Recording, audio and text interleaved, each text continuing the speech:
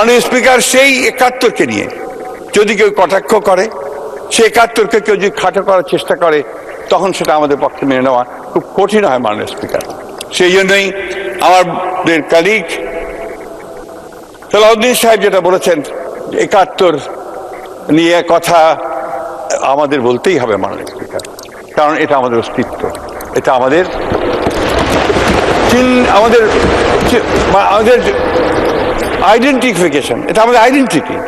আমি বারবার একই কথা বলছি, একটি কারণ মাননীয় স্পিকার, যে ৭১ হচ্ছে আমাদের পরিচয়, সেই জন্যই আমরা এই কথা বারবার বলি। মাননীয় স্পিকার, আজকে সংবিধান নিয়ে আমি কোনো বিশেষজ্ঞ নই, সে সংবিধান নিয়ে কথা বলার দৃশ্যতা আমি দেখাবো না। সালাউদ্দিন সাহেব যা বলেছেন তার বাইরে কথা বলা আমার কিছু নেই। আমি জিনিস আপনাদের সামনে তুলে ধরতে চাই।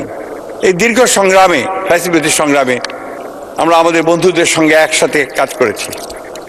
আমি অত্যন্ত কৃতজ্ঞতার সাথে স্মরণ করব যে আমরা সেই সময় যে আন্দোলনগুলো একসাথে করেছি, সেই আন্দোলনগুলোতে আমাদের অনেক নেতা আজকে এখানে আছেন, যাদের সঙ্গে আমরা কাজ করেছি, তাদেরও অনেক ক্ষতি হয়েছে, তাদের অনেকেই চলে গেছেন পৃথিবী ছেড়ে, তাদেরকে হত্যা করা হয়েছে, অনেককে আপনার ক্ষতি করা হয়েছে, এবং তাদেরকেও অনেককে দেশ ছেড়ে চলে যেতে হয়েছে মাননীয় স্পিকার। মানে কিন্তু দুর্ভাগ্য আমাদের যে ৫ই আগস্টের পরে ওনারা বলছেন যে আমাদের চেহারা বদলে গেছে। আমাদের চেহারা বদলায়নি মাননীয় স্পিকার, চেহারা হঠাৎ করেই তাদের বদলে গেল। হঠাৎ করে মনে হলো যে তারা ক্ষমতায় যাওয়ার জন্য একটা ইঙ্গিত পেয়ে গেছেন এবং ক্ষমতায় যাওয়ার জন্য সবকিছু তৈরি হয়ে গেছে, এবং তখন তারা যে সমস্ত উক্তি এবং যে সমস্ত কথা বলেছেন বিভিন্ন বক্তব্যের মধ্য দিয়ে, এই বক্তব্যগুলো গণতন্ত্রকে সাহায্য করেনি মাননীয় স্পিকার। আজকে যে দূরত্ব, এই দূরত্বের সৃষ্টি হওয়ার, সেগুলো একটা কারণ। আপনারা এই নির্বাচনকে অস্বীকার করছেন, আপনারা এই নির্বাচনকে বলছেন যে ইঞ্জিনিয়ারিং করা হয়েছে। এটা কেউই মেনে নেবে না মাননীয় স্পিকার, মেনে নেয়নি, এই দেশে মানুষ এটা মেনে নেবে না। মাননীয় স্পিকার, আমি একটা কথা বলতে চাই যে আমরা কিন্তু সবসময় স্বপ্ন দেখেছি, আমাদের দলের প্রতিষ্ঠাতা শহীদ প্রেসিডেন্ট জিয়া রহমান যে স্বপ্ন দেখতেন, সেই স্বপ্ন, অর্থাৎ বাংলাদেশকে একটা সুখী সমৃদ্ধ বাংলাদেশ হিসেবে গড়ে তোলবার। ওনারা যখন সংস্কারের কথা বলেন এবং আমাদেরকে সংস্কার বিরোধী বলে চিহ্নিত করবার চেষ্টা করেন, পোস্টার নিয়ে এসেছেন অনেকে এখানে, এই পার্লামেন্টে বলেছেন যে আমরা সংস্কার চাই না। সংস্কার জনক তো আমরাই। শহীদ প্রেসিডেন্ট জিয়া রহমান প্রথম, তিনি একদলীয় শাসন ব্যবস্থা থেকে বহুদলীয় গণতন্ত্রে নিয়ে গিয়েছিলেন।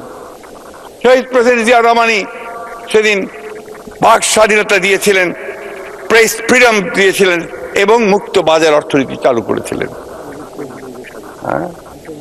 এবং বিচার বিভাগের স্বাধীনতাকে তিনি নিশ্চিত করেছিলেন, এবং গণমাধ্যম স্বাধীনতা অবশ্যই দিয়েছিলেন।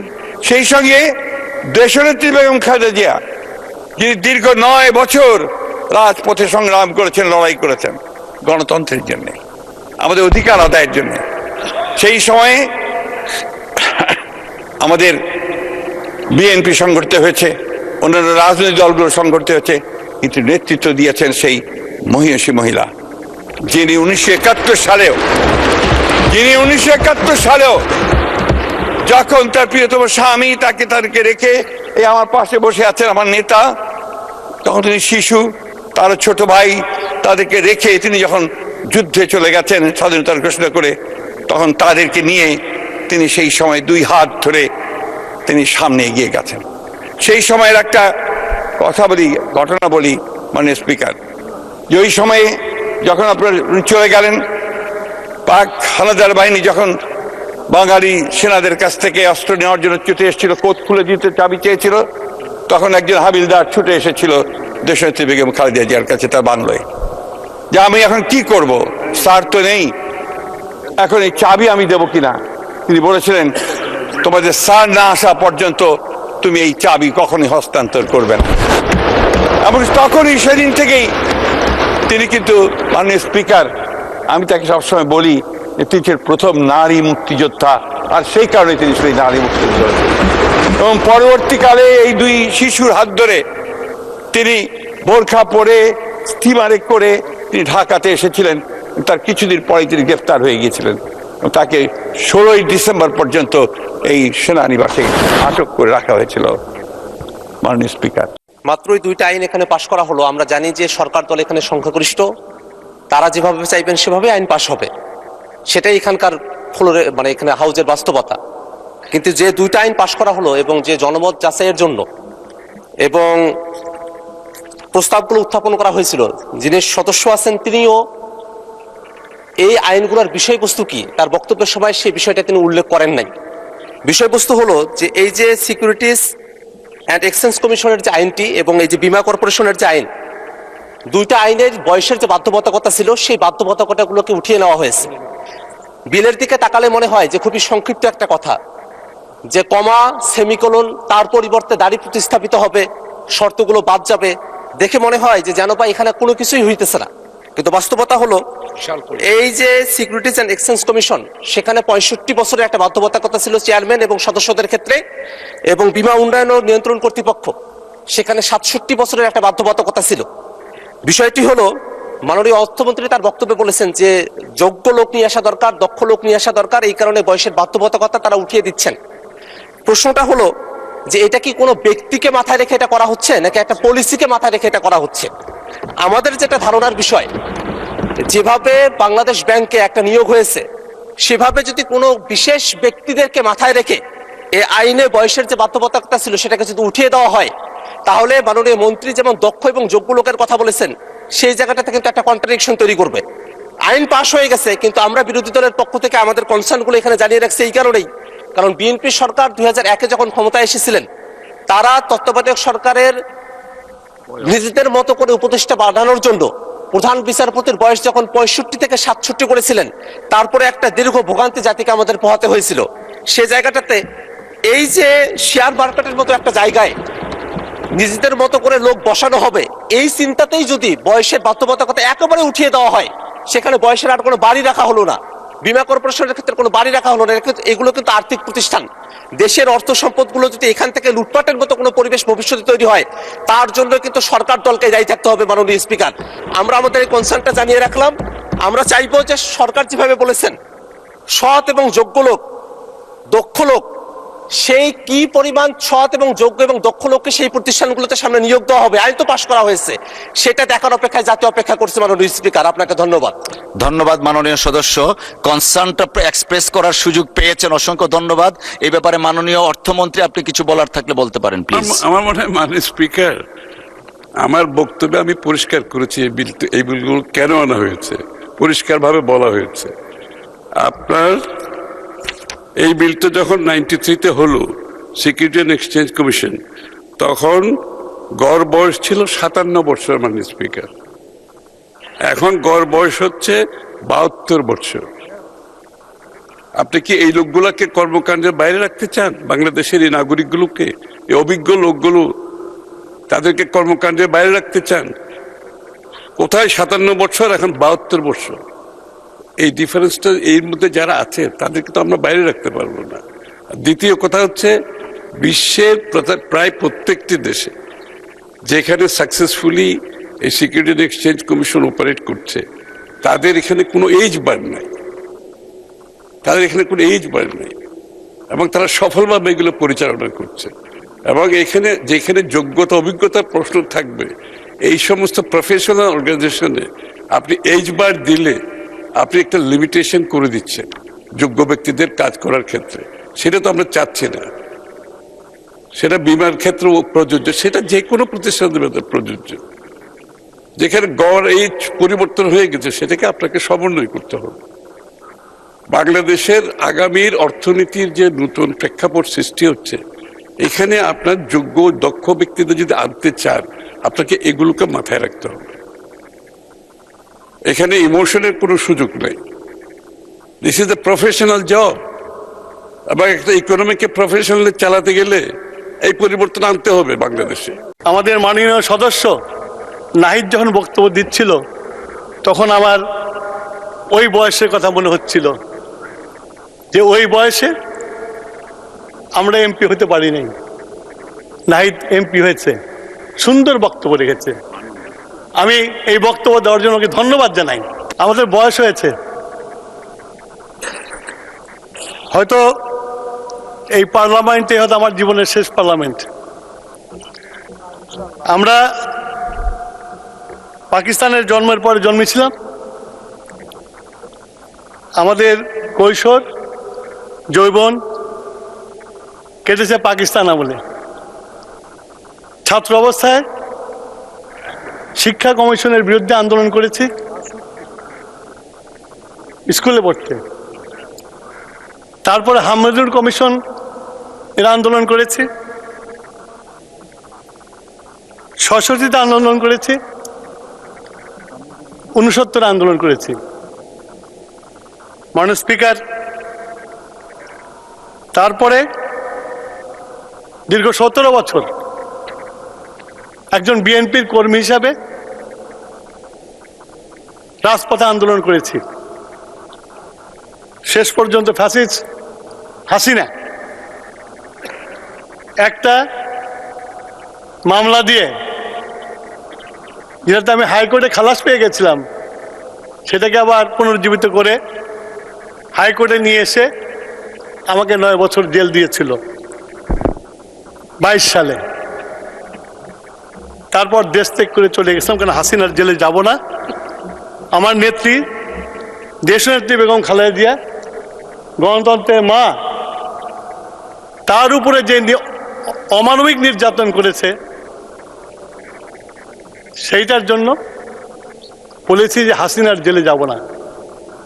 হাসিনা যতদিন আর বেঁচে আছে ততদিন জেলে দেশে ফিরবো না। আল্লাহর কাছে হাজার শুকুর, হাসিনার জেলে আমাকে যেতে হয় নাই। হাসিনাই দেশ ছেড়ে চলে গেছে। আমার নিজ এলাকার জামাতে ইসলামের সংসদ সদস্য বলেছেন, মুক্তিযোদ্ধাদের প্রতি শ্রদ্ধা পোষণ করেছেন। আমি এই পরিবর্তনকে ওনাদেরকে স্বাগত জানাই, যে ওনারা আজকে যে বাস্তব ইতিহাস 71 বাংলাদেশের প্রত্যেকটা মানুষের গর্বের জায়গা। 71 না হলে আমরা আজকে এই পার্লামেন্টে বসতে পারতাম না। 71 না হলে আমরা কেউ সংসদ সদস্য হতে পারতাম না। 71 না হলে আপনার এই দেশের মন্ত্রী হতে পারতাম না, মাননীয় স্পিকার। তাই আমি বলবো, যারা বলে 47 তো আমার সবচেয়ে বেশি অন করার কথা। আমার বাবা 47 একজন নেতা ছিল, তখন উনি লেজিসলেটিভ কাউন্সিলের মেম্বার ছিলেন। খান বাহাদুর টাইটেল দিয়েছে, উনি প্রত্যাখ্যান করেছিলেন। কিন্তু আমি 47কে আমি মানি না, এই জন্যই মানি না 47কে। এই 47 তৈরি হয়েছিল ধর্মের নামে বাঙালিকে শোষণ করার জন্য। সেই জন্য 47-এর কিন্তু আমার কাছে কোনো মূল্য নাই। মাননীয় স্পিকার, ওনারা অনেক সময় বলেন 47-এর বলিদান, ওনারা তো 47-কে মানেন নাই, 71-কেও মানেন নাই, 47-কে মানেন নাই। সুতরাং আজকে 47 কেন ওনারা নিয়ে আসেন আমি বুঝি না। মাননীয় স্পিকার, আজকে আমরা 17 বছর ত্যাগ তিতিক্ষা করেছি। আমি কিছুক্ষণ আগে বলেছিলাম আমরা 69 আন্দোলন করেছিলাম। ছাত্র সংগ্রাম পরিষদ, আমাদের 11 দফা দাবি ছিল। 11 দফা দাবি নিয়ে আমরা এহিয়া খানের পতন করেছিলাম, আইয়ুব খানের পতন করেছিলাম। মাননীয় স্পিকার, আমরা তখন এহিয়া খান ইলেকশন দিয়েছিল এলএফওর আন্ডারে, লিগ্যাল ফ্রেমওয়ার্ক। আমরা তখন প্রতিবাদ করেছিলাম এই নির্বাচনে যাওয়া যাবে না। মৌলানা ভাসানীর নেতৃত্বে আমরা বলেছিলাম ভোটের বাক্সে লাথি মারো, পুরো বাংলা স্বাধীন করো স্লোগান দিয়েছিলাম। মাননীয় স্পিকার, কিন্তু ইলেকশনে গেছেন, নির্বাচন করেছেন, বাঙালি ভোট দিয়ে তাদেরকে এখন সংখ্যাগরিষ্ঠতা দিয়েছে এবং তারা বার্গেইন করেছে। বার্গেইন করে ফেল করার পরে যখন অ্যাকশন হয়েছে তখন নেতা গ্রেপ্তার হয়েছে আর সবাই পালিয়ে ভারতে চলে গেছে।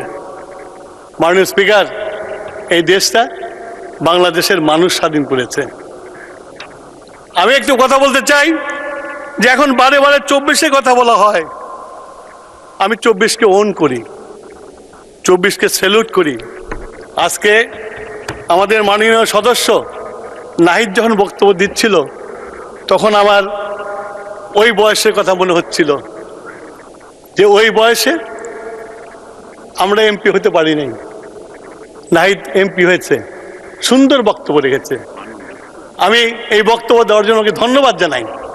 কিন্তু আমি নাহিদকে এটাও বলতে চাই যে আমরা মানে সংসদ সদস্য নাহিদকে বলতে চাই, সরি মানে আমি এটা ওই যে নাম বলেছে ওটা এক্সপ্লেন করে দিন মাননীয় স্পিকার, মাননীয় সংসদ নাহিদ। আমি আশা করি যে এরকম তরুণ যারা একদিন আমার মতো এসে এখানে দাঁড়াবে, তাদেরও স্মৃতি রোমন্থন করবে তারা কিভাবে এই দেশে আন্দোলন করেছিল, সেই আন্দোলনে জনগণ অংশগ্রহণ করেছিল, পলিটিক্যাল পার্টি অংশগ্রহণ করেছিল, যেটা ফলে একটা নিকৃষ্ট ফ্যাসিস্টকে পালিয়ে যেতে হয়েছিল। শুধু আমি একটা কথা বলতে চাই যে আমরা 69 আন্দোলন করেছিলাম, আমরা 11 দফা আন্দোলন দিয়ে। আমরা কিন্তু যখন এই এখান চলে গেছে, নির্বাচন দিয়েছে, তখন কিন্তু আমরা বিশ্ববিদ্যালয়ে ফেরত চলে গেছিলাম। বিশ্ববিদ্যালয় থেকে লেখাপড়া করে বের হয়ে দেশের কাজ করা শুরু করেছিলাম। তখনই 75 ঘটেছিল এবং আমাদের নেতা শহীদ প্রেসিডেন্ট জিয়াউর রহমান দায়িত্বভার গ্রহণ করেছিল। উনি যখন দায়িত্বভার গ্রহণ করেছিল বাংলাদেশ কিছুই ছিল না, একটা ঝুড়ি বটমলেস বাস্কেট ছিল। উনি 3 বছরে বাংলাদেশকে একটা প্যারাডাইম শিফট করে দিয়েছিল। বাংলাদেশ পৃথিবীর বুকে একটা উন্নয়নশীল জাতি হিসেবে প্রতিষ্ঠিত হয়েছিল।